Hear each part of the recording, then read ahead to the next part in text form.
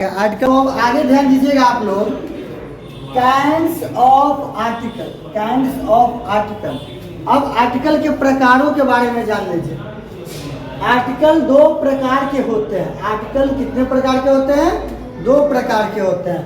पहला है indefinite article, indefinite, ठीक है, अनिश्चित आर्टिकल है। पहला क्या है? Indefinite article. A and are called the indefinite article। Babu indefinite article किसे कहते हैं? ए और एन को क्या कहते हैं? इंडिफिनिट आर्टिकल कहते हैं। आप लोग याद रखिएगा, आर्टिकल दो प्रकार के होते हैं, ए और एन। ए और एन को क्या कहते हैं? Indefinite article. और सेकंड है definite article. The is called definite articles. The को क्या कहेंगे? Definite article. और ए एन को क्या कहेंगे?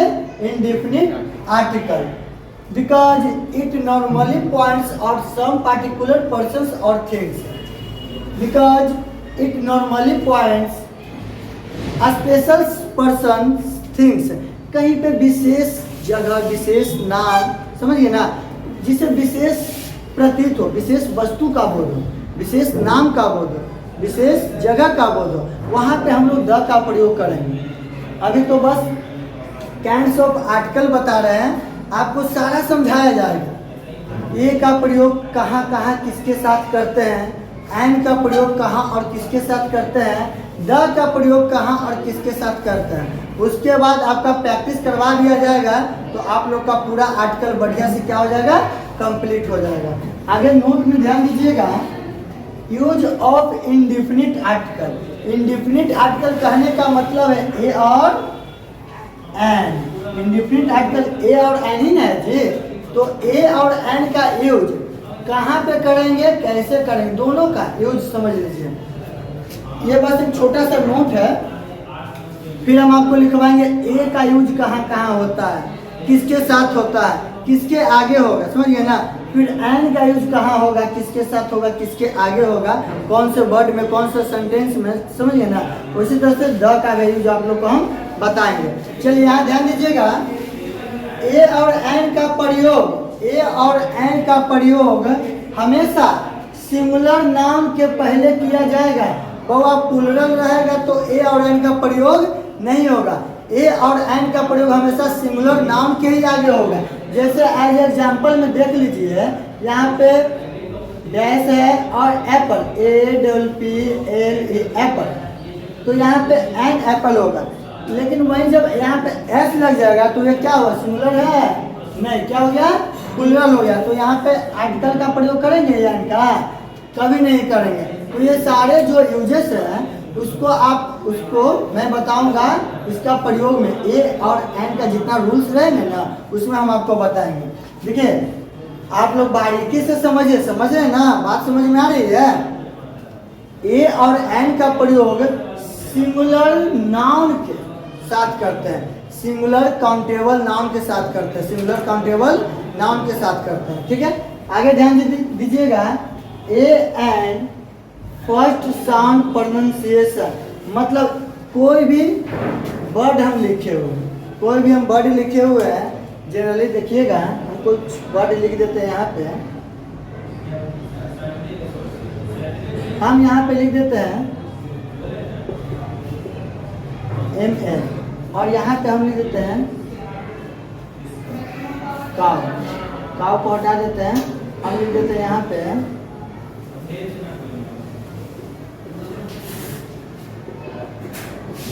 यूनिवर्सिटी, ठीक है। तो क्या कह रहा है यहाँ पे, ध्यान दीजिएगा आप लोग। ए और एन का प्रयोग फर्स्ट साउंड प्रोनाउंसिएशन, मतलब पहला शब्द उच्चारण के अनुसार अगर वॉवेल हो तो ए और एन का प्रयोग करते हैं, ए का प्रयोग करते हैं। वॉवेल हो तो एन लगेगा और कॉन्सोनेंट हो तो क्या रहेगा?